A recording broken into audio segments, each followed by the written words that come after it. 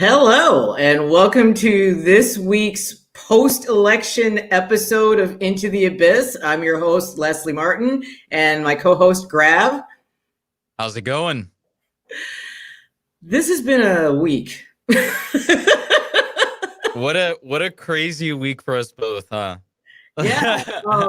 We'll get into election talk, but I want to start off by apologizing to anybody who tuned in this week thinking they were going to see our guest, comedian, actor, Dustin Ybaara. Unfortunately, we had a mix-up, and he's actually at a comedy club right now, so we have rebooked him. He's going to be the first Saturday of December. So if you're here to see Dustin, he will be here. Just you're going to have to wait a couple weeks, and I do apologize. This just happened. How are you this week, Grad? I've been pretty zen. Not gonna lie. I know, I thought, I like last week, I remember telling you this, but I really did think that I was gonna be suffering election night, and here we are on Saturday, and I could tell you, I might have gotten a little bit stressed out over a couple of bits of it, but ultimately, I'm peaceful, man. I'm super zen right now. That's cool. I will show you something that will sum up how I feel. Can you see that? Yeah. Let me put it this way. And there's sativa in the bowl.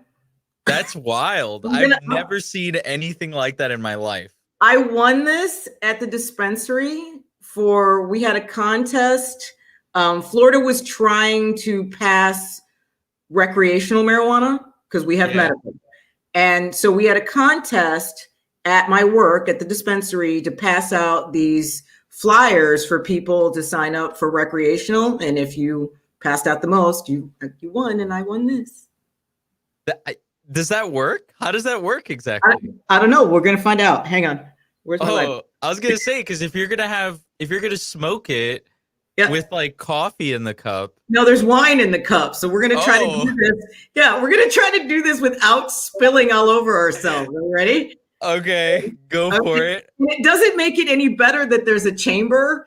So I've got to try to hold the chamber, hold the cup steady, and light it without spilling. That's crazy. So I think that this pretty much sums up the election. Yeah, pretty much. It's a clusterfuck. It is. It really is. Okay, we're going to try this. Are you ready? Okay, yeah. Okay, I see it. Do the inhale, then you take a sip of the wine. Yep. Don't cough. Don't cough. Hold it in. Hold it in. How was that experience? Well, that was harsh. Holy crap. Do you think it would have been better with coffee? No, that was good. So yeah, that pretty much ends my week. I do not blame you at all. So what did you do on election night itself? I worked that night. So I was getting the live update feed of everything that was going on. I didn't check as often as I thought I would. Toking and voting? Yeah. Yeah. I really didn't think that I thought I was gonna have my eyes peeled to Twitter out of morbid curiosity, but I think I only checked twice. And what I ended up getting was just a bunch of reacting tweets as the states started rolling through. Because I think Florida was going handedly to Trump and a bunch of stuff like that. And I was like, okay. I was really digging my heels in on trying to get myself away from capitalism as much as possible. Because I think behind the scenes, I've told you some of my plans that I have working in the background. But ultimately, I don't want to owe money to anybody. It's my goal, right? As much as possible. Just so that way I don't have to worry about that stuff. Mhm. And I could then transition all that energy into like The making show. myself as self-sustainable, The right? And show. like, yep, and like going over like shit that I actually want to do, like podcast more, help my friends more, focus Right. on that type of shit. So like I was like, okay, if Trump wins, like shit's gonna go down, but I'm gonna try and make sure that at least my family is safe. And so I was just gonna make sure to like speed up that process as much as possible. With the Right. Biden win, I kind of get to like get a little bit of burden off, but I also know that the struggle continues, right? Absolutely. Yeah.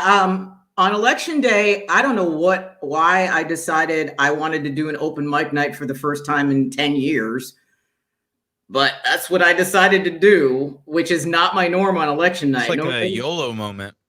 something like that, except for it wasn't YOLO. It was, it reminded me of the things that I don't like about stand up. And don't get me wrong, I had a good time. But driving 2 hours to go do 5 minutes in a dive bar in front of a bunch of comics who don't want you to be funny. That's literally what my Saturday or what my Tuesday was. It's So funny. It's funny because like I've been on podcasts with stand-up comedians before. Like I've interviewed or not interviewed, but I've had Alex Patak guest on like a political podcast one time, and he's like a New York comic. I know who he is. Yeah. I don't know him, but I know of him. Yeah. I've like had him as a guest before on a political podcast, and I always find it interesting because I always just think that podcasting is like I've never done stand up before. Mhm. But I just think podcasting is the benefit of like all of stand up comedy without most of the negatives because you could tell your bits, you could tell your jokes, and like your guest or your co-host is kind of like obligated to laugh as much as possible because we know if we have like bad takes or whatever or bad bits, like as Right. long as we laugh or whatever, those bad bits will fly with our audience because our audience will feel that like secondhand cringe as long as you do like that like gesture laugh, right? Right. Which, So and it's just I don't mind the awkwardness, and I don't even mind telling jokes for an audience that doesn't laugh. But again, you haven't done stand up. When you're doing open mic nights, they can go one of two ways. It can either be a room that's with you because you're all in the same boat and you're all trying, or it can be a bunch of people who they want to make it and screw everybody else in the room. And that's kind of what I had Tuesday. oof.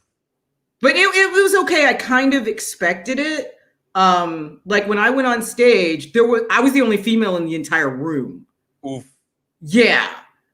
So, and then, okay, I used to be a professional and I made the mistake of letting somebody know that. So, that spread through that room. And I wasn't coming to like prove anything except for to myself that I could get up in front of a room full of people, hold a microphone and suck. That's literally what I was trying to do was, can I still do this? I know this is going to be bad, but can I do it and keep going? Because I didn't know if I still had it in me. And I proved that I did. Okay. So are you ever going to do like my thing about stand-up comedy? I think the problem is that you return I mean, good for you for having that YOLO moment first of all. Major props. Uh you know, I have this weird thing where like socially I'm like a butterfly, right? Like I can be like extroverted and be jovial and get along with everyone and have some fun. But afterwards I am completely introverted. Like when I get put into these situations, I am an extrovert and I can go on for hours. I can Right. put on a show. But when I'm like by myself in my house or, like on my own, when I'm not like trying to put on a performance or be like a very pleasant guest, I'm extremely introverted. So I think back to those memories of like showing off my extroversion as like cringe. Like I've been on like because I've been on stage before. Like I haven't like done comedy, But I've like introduced my friend's band, and I was like their hype man, you know. Well, that's what an MC does as a comic. I mean, they're Yeah. just hype for the rest of the show. I mean, usually they do some comedy, but it's the same exact thing. Yeah, there's like a famous like underground concert area in New York City that I went to or whatever. It's not that like underground, obviously. Mhm. But you know, the size isn't that big. It's not like a huge theater. Right. So like I went to that, and like I went on stage, and like it's a surreal moment because you're It talking to is. real life people, and you're like on a stage, the lights are on you, and I'm just there going like introducing my friend's band. His name was like I think the band's name was like Tomorrow It Might End or something like that. And so I was like just trying to hype them all up, like, you know, tonight's gonna be the last night. You never know, because tomorrow it might end, or some like corny bullshit or whatever that was selling to people. See, we should And have you on tonight. Well, it might end. We don't know. and like I go back, I'm like, like I have this, like when I think about it, I'm like, Wow, do you know how long it took me to ever watch any of my stand up? And you have to. And oh my God, it is so cringy. And it's not cringy because I did anything cringy. It's just cringy. Like I hate hearing my own voice. I yeah. and I think I stand weird. And I think, it's just so you're critiquing it's a weird thing to do. And stand up, you really do have to study yourself. And it's such a weird thing to have to do, to study yourself outside of yourself. Right. Because you can't look at it as you. You have to go, okay, what is the audience seeing as a performer from you? Right. It's like, fuck, I don't know, man. I highly recommend watching yourself sometimes. Like I think for me, I'm at the point now in my like online presence of having creative of like content creation, to where like I know the ins and outs of like what I want to do and what I want to put out. So I'm kind of like at that plateau where I don't really need to like hear myself. right. But I know there's like some stuff I need to work on, but I don't really need to hear myself to like get myself to sound good on a technical level. Right. Right. But I remember when I was first starting out with the streaming and stuff, I was always wondering like, oh man, I thought I had it down. Why am I not growing in popularity and all this other stuff? And then I started listening myself back, and I'm like, oh, it's because the music or whatever and stuff isn't loud enough. So when I'm not talking, the music isn't actually like filling in the dead air, even though I think it is. Oh, okay. And like all this other stuff. It's filling in the dead air in your head. You're right. Yeah. Like if you have headphones in and you have like the in-ear headphones, then sure, you can actually hear the music that I'm playing, but otherwise you won't. Right. And I didn't know that. So it's like producing awkward moments. And then like on a technical level, right? It's Right. like after you surpass the technical level, then it's like all like, oh, you got to change your actual speech patterns. You have to stop saying or or or stuff like that. It's so weird to realize the words that you use as crutches. I've recently realized that my crutch word is so. I start all of my sentences, and I noticed that I even do it when I write, like when I tweet or when I go to write something on Facebook. I almost always start with so. And then I go on, and I've recently realized stop doing that. So I start it that way, then I erase the so. Yeah, I'm like, if this was a video game and I had a level up bar to get, and the level up bar at the end of it was to get rid of the crutch words and be a professional podcaster or whatever, I'm probably at the halfway mark. I've realized that when I have nothing to say, it's better to just do like a 2-second pause as you gather your thoughts and then say it. But I also know that I do say one of my biggest verbal tics that gets on my nerves outside of the whole ums and you knows is like. Yes. Because even in regular conversation, when I'm having conversations with people, when I say he said, she said, I instead say he was like, she was like, and then I was like, and then they were like, oh my God. And Yeah. I would hear that back in the podcast and I'd go, oh, so annoying. No, and I used to try when my last job in Texas as a supported employment specialist, I used to try to teach people not to do that in interviews. But I found that since I've been on the net on Not Safe for Wonks Media, I catch myself doing it all the time because you guys all do it. And I will do my speech pattern tends to follow other people, so I will catch other people's accents. Yeah. Oh, I do that all the time. Yes. All the time. And they think you're making fun of them, and I'm not. It's my brain just follows your speech pattern. I'm not making fun. So if you ever meet me and like you have, see, I just said like, if you ever meet me and if you have a really thick accent and I start mimicking that accent at you, please know I'm not trying to make fun of you. You know My what I brain realized? is trying to connect with you. You know what I realize is that normally the person whose accent I'm mimicking doesn't have a problem with it.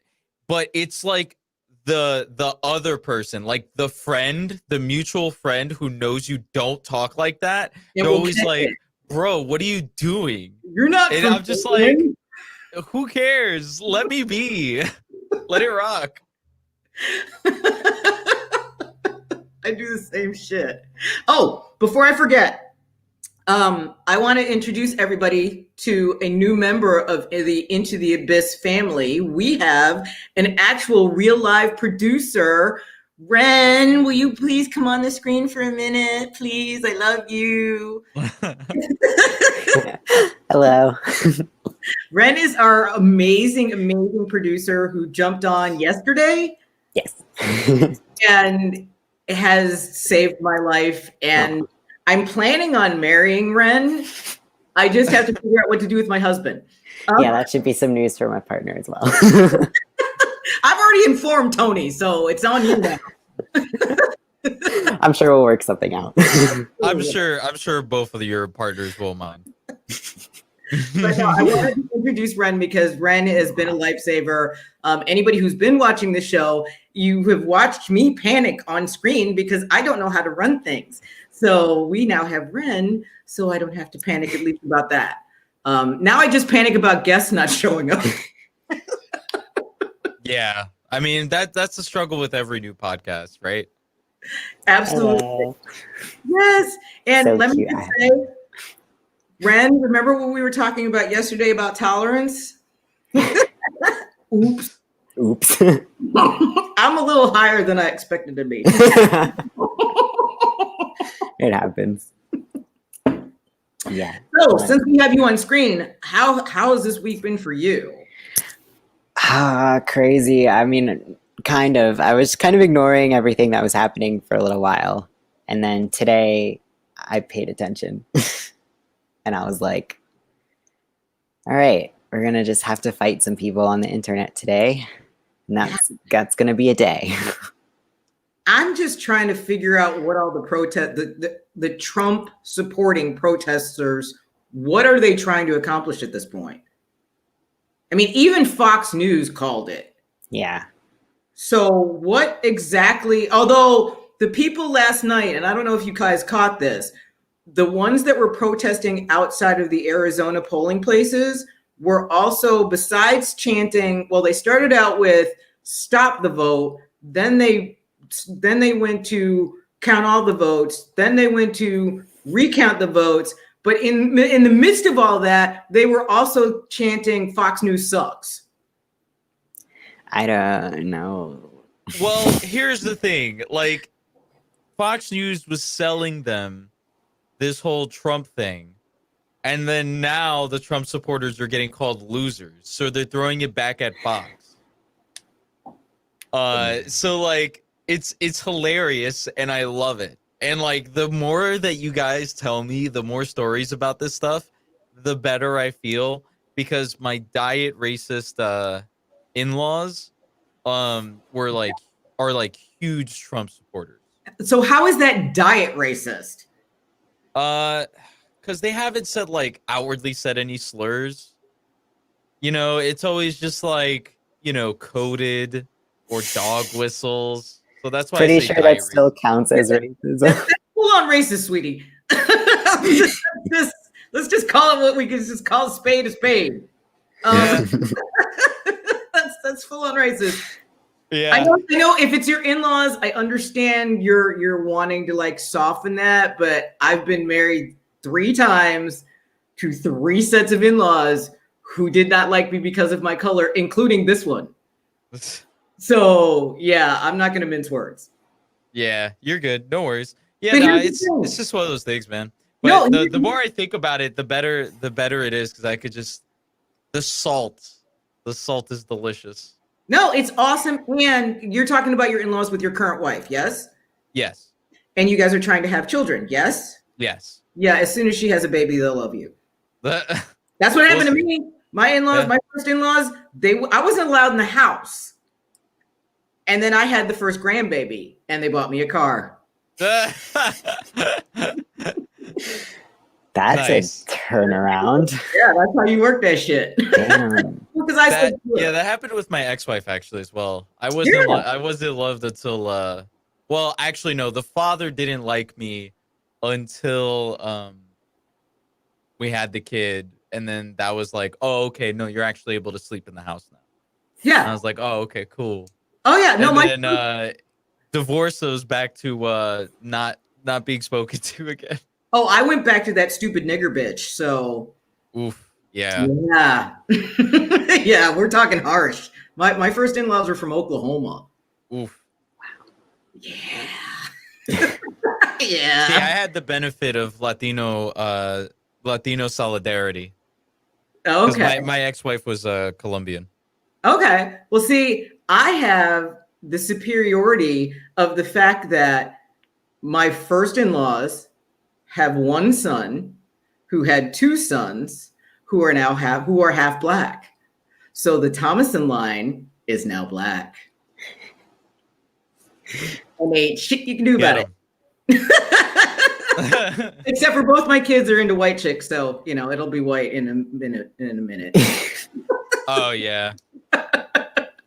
It's unfortunate. I'm also with a white woman. That's okay. I was with 2 white men. Yeah, And I gotta say, like, I know I guess this is getting kind of messy, but like, it is weird because I never had to deal with not liking, or like in-laws not liking me, or like not getting along with in-laws until I got with an all-white woman. Like, never had to deal with that until I got with an all-white woman. Then all of a sudden, like, I'm a problem. I'm like the nicest guy I know. well, you know what? And that speaks to your age, and be glad that you're the age that you are, because I went through being snuck in basement windows and shit because you could do a black girl, but you couldn't date one. Right. And I Got it. grew up in an all-white neighborhood. So it was either date white guys or be really lonely. Yeah. This is really interesting to me because I'm like in the opposite scenario. I'm the all-white person who's dating a person of color who's not white at all. And so I'm just like, oh, it's like that, huh? So yeah, you're the man.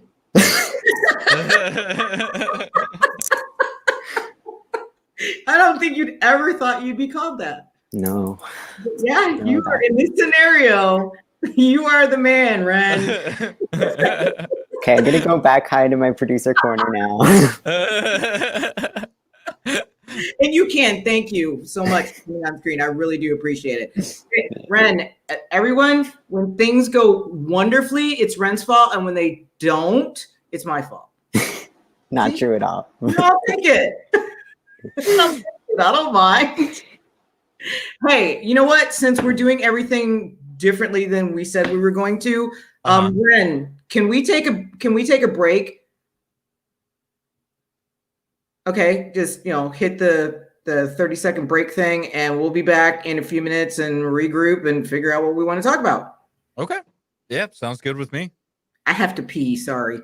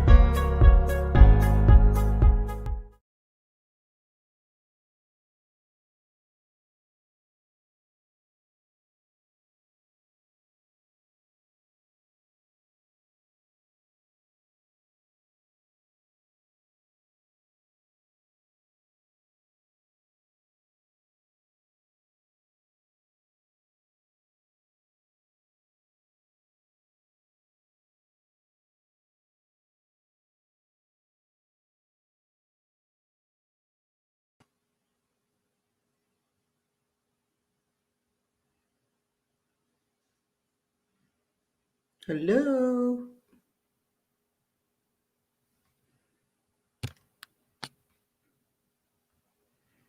Hello. Hey, We're back.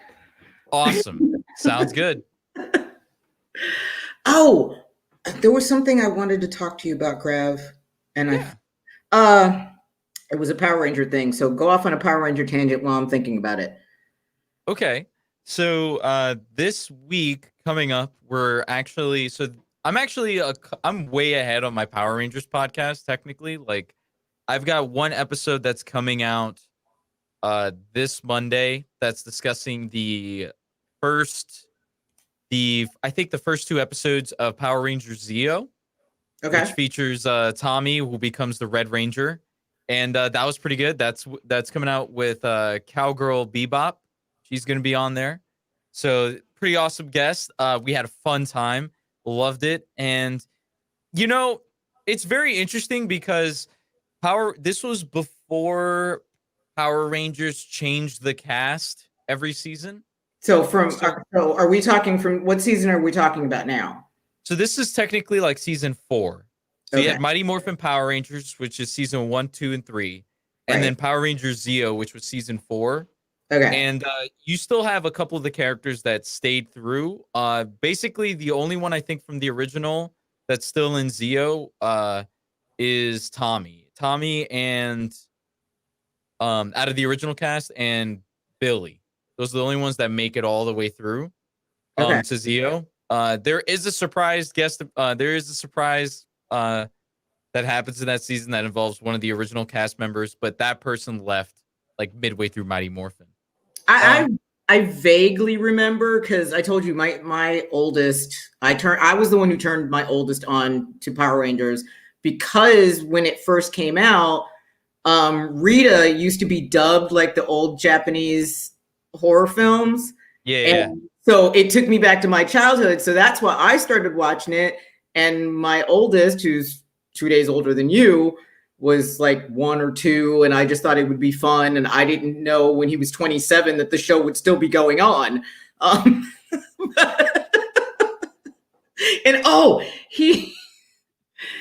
You might be able to appreciate this. So he went through this phase he went through different phases with Power Rangers.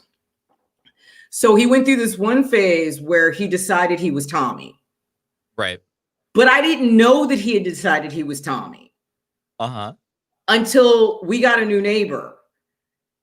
And after the neighbor had been there, we lived on a cul-de-sac. So all the kids used to play in the street and, all the parents would watch all the kids.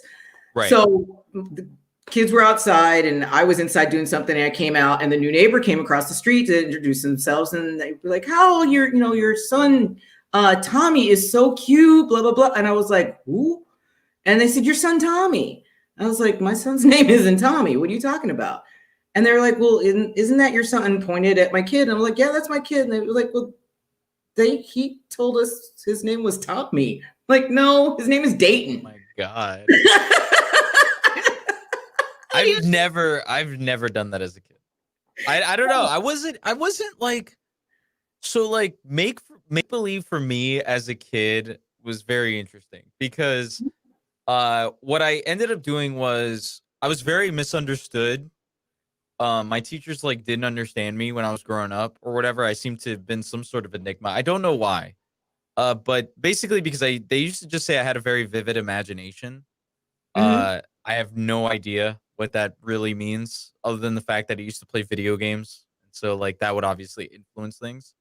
But in kindergarten, what I did is I took a long like white piece of paper, like Mhm. I guess it was like long form paper or something like that, just completely blank, and it was like computer or it was like some form of computer paper, and I cut like a half circle on the top, and I think I stapled the ends together to make a cape. And what I would do what I did was I made one in blue and one in red. And Okay. the blue one was Hercules from Disney. So I'd pretend I was like Hercules. Okay. And then the red one was Superman. So I could pretend I was Superman. Okay, that makes sense. But no, you know what? I totally understand what they mean because my oldest, like I said, you are basically my kid, just not my kid. You seem so him. It's ridiculous. Like we've never hung out, but just watching you and your mannerisms and things, you are so him. But he was over the top creative. Um, and he was also hypersexual. So that got a little weird. And what I mean by that is like one day I went into the kids' bathroom. Oh no. In the bottom drawer of the sink, I found a wet one of my old Victoria's Secret magazines, Oh no. along with a set of my lingerie, Oh no. which was also wet, and a giant garbage bag that was also wet. What the hell? Exactly. And it was like, oh, and it's okay because my kids know I used to talk about them all the time when I did stand up. So I've told this story before. Jesus So Christ. yeah. So I called Dayton, my oldest, and I want to say he was about 9. And I said, 9? uh-huh. Yeah, That's crazy. my oldest hit puberty at like 7. That's crazy. Yeah.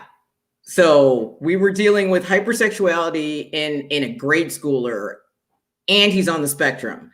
So it was interesting raising him. Anyway, so I was like, baby, and I didn't want to assume anything, even though my brain went, what the fuck? And so I was like, baby, what's with the Victoria's Secret magazine? And he just blushed. So I knew. And which then I knew what my underwear was for. And I was like, yeah, and go put it back and don't steal it again. And I made a deal with him. You can have my Victoria's Secret magazines, but you have to let me look at them first. But then I was like, baby, what was the garbage bag for? He made a giant water balloon in the bathtub. None of that had anything to do with each other. He just hid them all in the same space.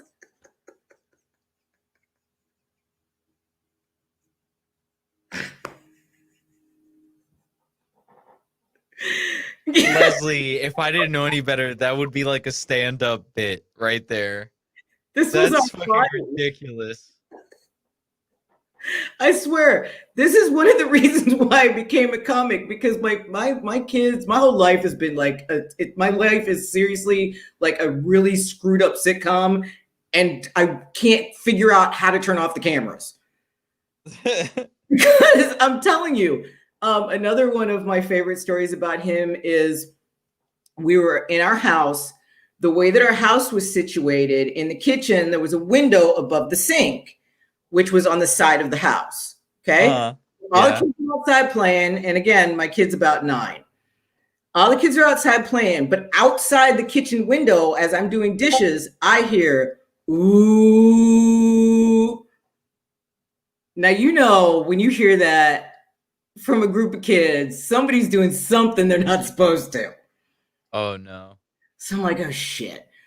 So I go outside, I go around the corner, and as I come around the corner, all the neighborhood kids come running around from the other side, except my kid. When I get around the corner, my kid is standing there with his pants around his ankles. Oh my God.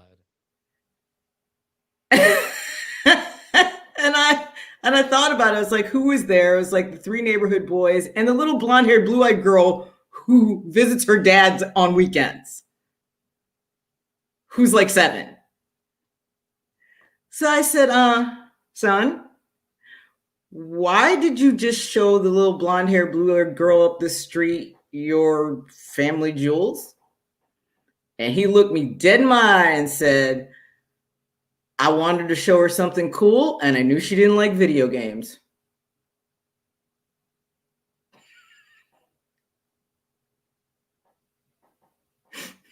Oh my God. Yeah, I don't have anything like that. And then to make it even worse, then I had to go up the street to the little blonde-haired, blue-eyed girl's dad and explain to him that she had just seen her first penis and it was half black and she was ruined. Oh my God. That's crazy. Mm-hmm. I can't imagine that. That's so. That's a memory you just block out. No, no, you as a parent, you can't block that out at all. And like I could tell you stories all day long about my kids like that are hysterical that I used to talk about on stage. Like both my kids used to have a catchphrase. Uh-huh. And the first time the oldest, I'm gonna stay on a Dayton track. The first time the oldest uttered it was when his dad caught him in his office watching porn. Oh. And that's when he uttered, and he wasn't just watching it. If you get where I'm going. Oh no. And when his father caught him, he uttered his catchphrase. This is awkward.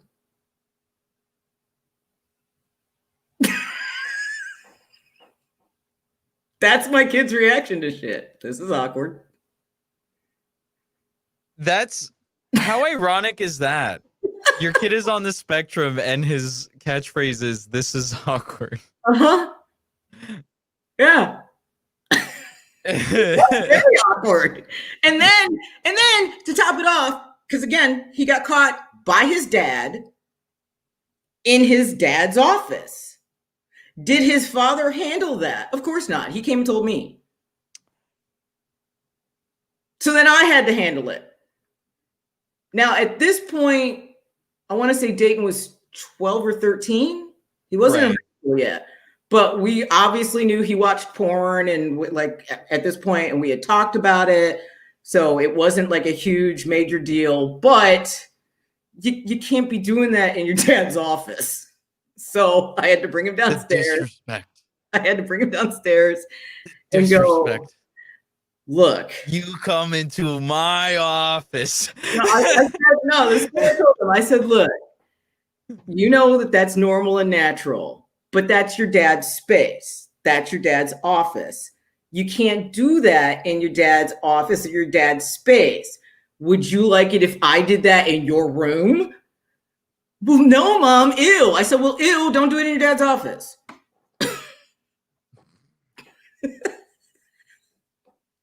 Oh, man. Having kids is a trip, man. It is. Having kids and pets, the weirdest shit comes out of your mouth. Like on a regular in my house right now, the only thing it's me, Tony, and 4 pets. And at least once a day, I have to say, get out of my butt. That's not something that people without pets or kids say. Well, I guess they could, but not on a regular, I don't think. Right, yeah. I mean, I guess you could on a regular. It's a different kind of house. But I mean, my kids were like most of my act for a really long time because they just did the weirdest shit. Like my little one, I love both my kids dearly, even though I haven't spoken to them in years. But like my little one would do shit. Like he would call me from inside the house and ask for crazy shit. Like, yeah, I want 6 hookers, a vat of ice cream, and 3 frozen bananas. And then he would hang up. Now he'd be in the other room. He would just do shit like this. And I think it has to do with the fact that they grew up with me bringing comics home all the time. So they grew up with twisted, funny people. So they grew up a little twisted and funnier on their own, I guess. I mean. So I have one story I'm willing to divulge. Not about my son, though. I don't think I could do that to him. He's like 7 years old right now. Maybe when he's like much, much older, I'll divulge. So I will divulge it, however, about my little brother. So one of my little brothers, my mom comes to me and she tells me, so, oh, no. Wait. So, okay. I take my little brothers. So the story goes, I take my little brothers to a card shop and we go to play Friday Night Magic. And this is like a Magic the Gathering store. So we would like, play some games or whatever, play a tournament, try and win. And one of my little brothers has a tablet that he uses or whatever for his own personal use. And I'm like, oh, okay, whatever. He's like 13 years old, but he's kind of like, at this point, like my mom doesn't know if he's gay or not because he's just kind of just been like very asexual. Mm-hmm. And so I'm like, Mom, don't worry about it. He's probably not gay. Because my mom at one point thought I was gay because I dated a BBW at a time when BBWs were like looked down upon, right? Like pogs and all that other stuff. I don't know what that is. So gap. Basically like women who are thick women. Okay. Okay. Yeah, I'm very much into thick women. So is my kid. Yeah, and like one of the thick women that I dated, the very first time I ever expressed that, I was kind of bullied for expressing that. And like my friends were kind of like, you should break up with her and all this other stuff. So I kind of was just like, well, if I don't break up with her, like socially, I'm just going to keep getting picked on. So, and I ended the relationship, but I never told my mom why I ended the relationship. And so my mom then comes to me like a month later and she's like, Grav, are you gay? It's okay if you are. And I'm like, Mom, no, I'm not. And yeah, she gave me this whole like talk about it. And it was a very mature talk, like obviously I thought that was really awkward of her and kind of like not based in anything really, but I guess because I didn't want to disclose the fact of like why I broke up with the girl that I dated or whatever. No, to your mom's defense, I'm going to say I went through the same thing with my oldest. I thought he was gay for a really long time. Mm-hmm. And we talked to him about, and not that I would have cared. I'm bi, just so we can throw that out there, or pan. Now that I've thought about that, but I've always said I was bi. Mm-hmm. But he did things like in daycare over the summer one year. I want to say he was 9 or 10. They had like all of these different crafts that they could do. And my oldest went to the sewing table and I think I still have it. He made this pink scarf that he thought was red. And he wanted to wear it, like the samurai thing, but he was getting made fun of because it was pink and it had like sparklies all over it and whatever. So I just said, you know what, this is so pretty. I would really like to wear this. And I kind of took it from him just because, and I was talking to somebody about this last week. I didn't want either one of my children to be gay, but not because I cared if they were gay. I didn't want either one of my kids to be gay because they were already half Black living in Texas. Their lives were going to be hard enough as it was. And that's what I was going to say. My mom said the same thing to me. My mom was like, it's okay if you are, but just know that you're already Hispanic. You're not white. Mm-hmm. So that's already putting you down on the social ladder. You being gay also adds to that. Exactly. You know? And even now, my mom still has that mentality, right? Because, like, I'm Hispanic, right? So that knocks me down a peg. I'm a socialist. That knocks me down another peg, right? If people find out, that's like an awkward moment if they don't jive with it, right? And then it's like, oh, I'm also Muslim. That's another peg, right? Mm-hmm. Now, I'm not Black, because if I was Black, that'd knock me down like 10 pegs, right? Instead of 1.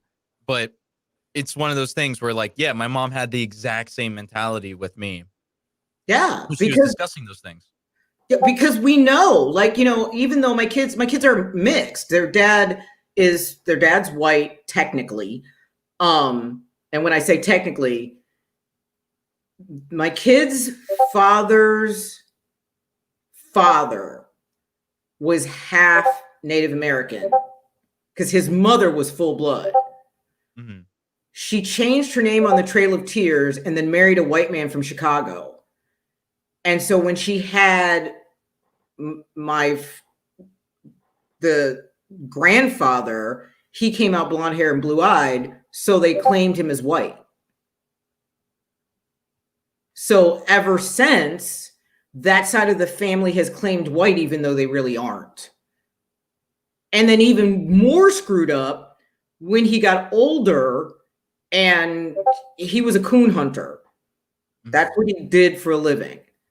So when he got older and needed more than Social Security, they tried to get him the tribal reparations, but because he's always claimed white, and his mother, even though she literally looked like a female sitting bull, she changed her race on the census to white. He couldn't prove it, so he couldn't get anything. Ugh. And it's always a rough situation with that type of stuff too, because, like, you'll see, I know, like, I'm not going to say who it is, but I know someone who I've been told recently is seeking tribal reparations just for the simple fact that there's, like, Native Americans somewhere in his family, right? Mm-hmm. And I'm just thinking to myself, like, why? Like, why would you do that? And it's simply just because, they just want money. Right. Right. And it's such a like crooked thing. And, like, it even happens in, like, our in, like, the media that we watch, like in Power Rangers. Tommy is portrayed as Native American, even though the actor is white. It's just a mixture of a bunch of, like, different white races, right? Right. Oh, wait, before I forget. I'm sorry, I'm a little high. To tie that Power Ranger thing into what I was talking about. So when he made that pink scarf, it was because he wanted to be the Pink Ranger. Oh, that's cool. He didn't have, like, he had a crush on Kimberly, but he didn't understand what crushes really were. So instead of wanting to be with her, he wanted to be her. And again, I was okay with it, but his dad was so not. Right. So, yeah, my father, I don't think would have been either at the time. Yeah. So I steered him away from anything that seemed gay, not because I gave a shit, but because I knew his father was freaking out about it. And then what it would have been, he was already having difficulty in school, being on the spectrum, and then being mixed, and he looks like you. So there was that whole, like, there was so much. And then his dad's bipolar with schizophrenic tendencies and was on and off meds the entire time we were together, the 20 years we were together. So like I tried to make his life as simple as I possibly could. Yeah. Yeah. And to tie my story all together, so my mother thought that he was gay or whatever the case may be. So we're at the card store and my brother passes me the tablet because I was like, hey, I need to go Google something real quick. I think because of a card or whatever that we were investigating. I Mhm. open up the web browser. My man's is on xvideos.com. Big butt. It was like big butt woman getting fucked or something like that. And I'm like, Matthew, dog, close your tabs. Come on, man. So then I was being a little shithead and I called my mom. Or no, my other little brother, he was like, he just started busting out laughing. And I'm like, what's so funny? And he's just like, because you literally just grabbed his tablet and found a fucking porn website right there. And I'm like, you're right about that. Well, So then I called my mom and tell him, just to be a little shithead and stir the pot a little bit and be messy. I tell her, I'm like, so I open up Matthew's tablet. And this motherfucker right there squarely, as soon as I open up the web browser, bam, I'll get hit with a porn video right there. And she's like, is it straight porn? Is it gay porn? I'm like, Mom, it's straight porn. It's fine. And she goes, okay. Your mom and I would get along so well because that would have been my first question. Is it straight porn? Is it gay porn? That would have been my first question. What is it? I'm like, no, it's straight porn. And she's like, oh, okay. Okay, And then she's like, wait, grab. We're freaking Ren out. I can see Ren. We're freaking Ren out. We need to wrap up. Okay. We will. One last thing. So she asked that question. I tell her, she goes, oh, okay. So this explains why he was taking his tablet to the bathtub when he went to go take a shower. And Okay. this is why he was taking so long at the showers. Okay. Ben, you know what? Your brother is Dayton and Ian. Because good Lord, what is it with you boys? I'm just, okay, you know what? I know if you've been in the shower for 2 freaking hours, you have not been showering for 2 freaking hours, especially when you took your laptop in there. Counterpoint, when I was 10 years old, I took a 1.5 hour shower because I was meditating. Did you bring your laptop? No. Okay. I was like role playing like a monk, and I was like trying to like achieve Zen and going in this. Okay. I'm being serious. I actually did do this. I totally believe you. But here's the other question. Grab, were you wet when you got out? Nah. Well, yeah. I mean, obviously, when I got out of the shower, yeah. But when I got out of the bathroom, no. Yeah, but both of my boys were never wet when they came out of the bathroom. Ever. 2 hours. With the computer, never wet. Ever. Nah, see, my wife even knows that I have water coming down my shoulders because I never dry them. Yeah, but no wet towels? No wet anything? Really? Oh my God. Mom's not stupid. Mom is not stupid. All right, but this was Into the Abyss with Leslie. Another week. Yes, and 1 week, my co-host Grav will get my name right. I'm sorry. Leslie. There you go. There we go. I have to enunciate the S. Yes, Leslie. There is no Z in my name. I'm named after my father. My name is Leslie. I'm a junior. My dad's name was Wesley. Got it. Okay. Like Leslie Castle, that not Jimmy Page lives in Leslie Castle. Okay, so Leslie. Got it. There you got it. All right. I'm so sorry. It's okay. I told you I was gonna give you shit though. So who's gonna be next week's guest? Okay, so who we have scheduled for next week is comedian songwriter Dave Little. Very nice. And Grav, do you have anything that you need to plug before we go? as always, sorry, I had a Bojangle just. You know what? Bojangles chicken just right in front of me. I was like, I need to take a bite. It's So this week has been shit. Eat. as always, I would love to plug my podcast, Sensei Truther Club. It's available anywhere you listen to podcasts. It features my co-host is Kennedy T. Cooper from Twitter and Not Safe for Walks. It's about the Power Rangers. We're reviewing every single season of the Power Rangers. Right now, we got an episode coming up about Power Rangers Zeo. We've already done all of Mighty Morphin. So if you guys have any nostalgia for Power Rangers or were ever interested in it, it's definitely fun to listen to. Awesome. And I still haven't listened. I do plan to. And to everybody out there, we've done something different. We actually started our own Patreon today because Ren is awesome. So if you want to help us, broke podcasters, our Patreon is patreon.com/IntoAbyssPod. I'll repeat it again once it comes back on the screen because I don't remember it. Shut up, Ren. It's patreon.com IntoAbyssPod. And then There we you can go. also check us out on youtube.com, Not Safe Media. And I think we're good for tonight. Yep, Yeah. we're good. We're not gonna do a post show tonight since we don't have a guest. We talked a lot of dirt. This is definitely a messy episode. Yeah, it's been a very messy episode. Oh, I forgot my book. How am I forgetting myself? Yep. Forgotten Tomorrows, Crazy Todays. Yep, and it's available on Amazon in both paperback, and if you have Amazon Prime and a Kindle, you can read it for free. So I think that's going to be it for us tonight. Thank you from me, from Grav, from Ren, and everybody else that's Not Safe Media. Have a good night. Have a good night.